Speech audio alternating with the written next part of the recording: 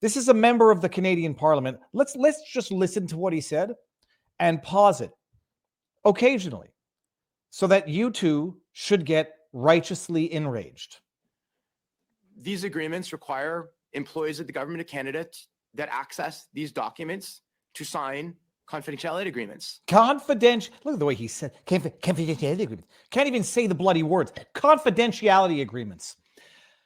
I got ahead of myself. They immunized the government. They immunized Big Pharma to put out shit because there's no other way to describe something that is done too fast, hastily, that is so shitty a product that you need immunity lest you won't put out the shitty product which you haven't tested properly. And then you got to go ahead and make your government employees sign NDAs so they don't talk about how and the extent to which the government immunized Big Pharma for putting out shitty products that weren't properly tested. I got ahead of myself. I'm sorry. And I am going to be swearing tonight because I'm angry. And why is that? Why is there much more redactions, as my colleague said? Much more redactions, as my colleague said, as he rightly pointed. Why are there more? Why are we concealing stuff from you? Because we fucked up. Because we actually basically tested on you in real time.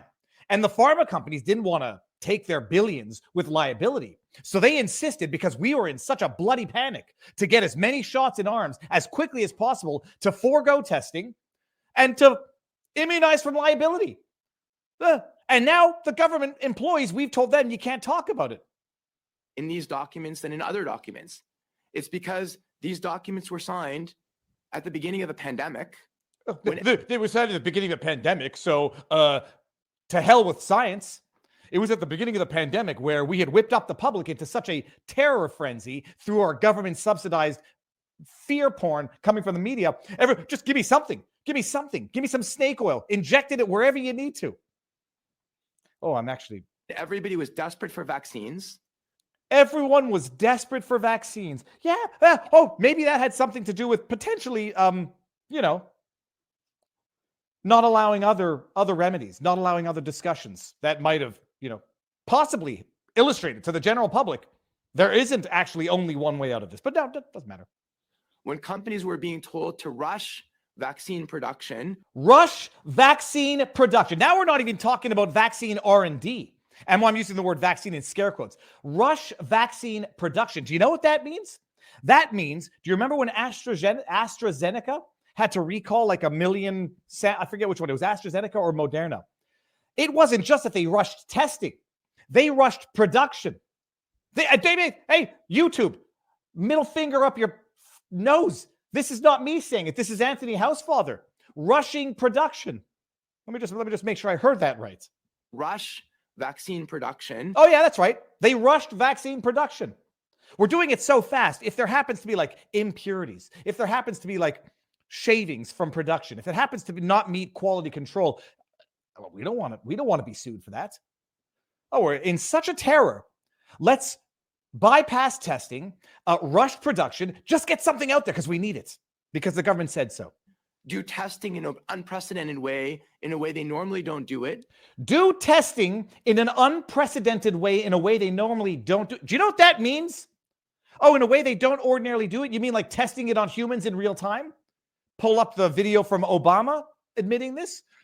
Unprecedented manner, in a way they don't normally do it. YouTube, middle finger up your nose, but let's hear it again. In a way they normally don't do it.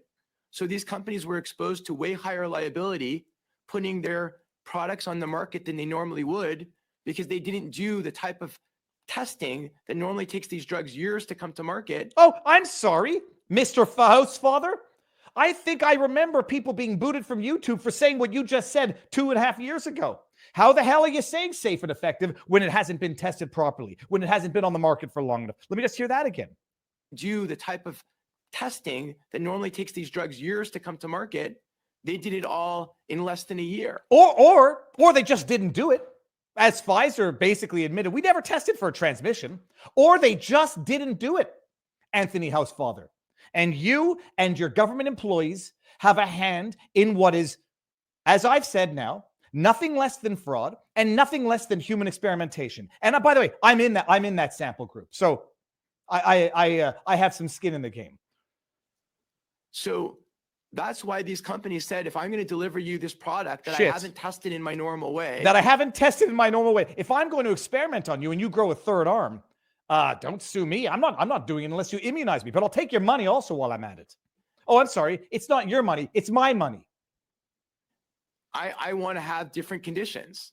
And with all countries around the world competing with each other to get these, the countries had less leverage than they normally do. For example, if we were entering into flu vaccine contracts or monkeypox contracts. You mean if we were entering into that were normally available. If we were entering into contracts with vaccines that have actually been time tested, vaccines that actually worked, well, they wouldn't have asked for such immunity because, the liability wasn't there. They actually had a product that had a history of safety testing that was tested in the normal way over the normal course of time, because you can't rush time.